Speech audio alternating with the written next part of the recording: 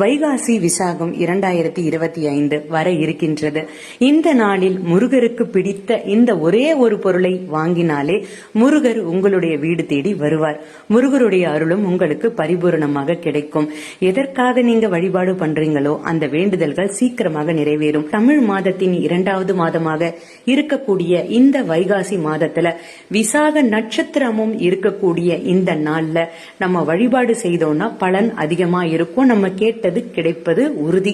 முதலாவதாக நீங்க வாங்கக்கூடிய பொருள், முருகப்பெருமானுக்கு ரொம்ப ரொம்ப பிடித்தது இனிப்பு அப்படின்னு பாத்தீங்கன்னா வெல்லம் நீங்க வாங்கலாம். அதை வாங்கிட்டு வந்து வீட்டுல பஞ்சாமிர்தம் செய்து வைக்கலாம். அதே மாதிரி தேன் பிடிக்கும்.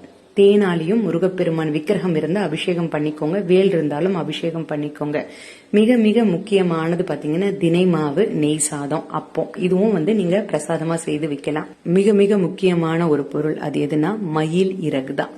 மயிலை வழிபாடு செய்தாலே முருகப்பெருமானை வழிபாடு செய்ததற்கு பலன் கிடைக்கும். அப்போ நீங்க முருகப்பெருமானுக்கு உண்டான இந்த ஒரு முக்கியமான விஷயத்தை செய்யும் பொழுது முருகப்பெருமானே உங்களுடைய வீடு தேடி வருவார். வாங்கிட்டு வந்து பூஜை அறையில வைத்து வழிபாடு பண்ணுங்க.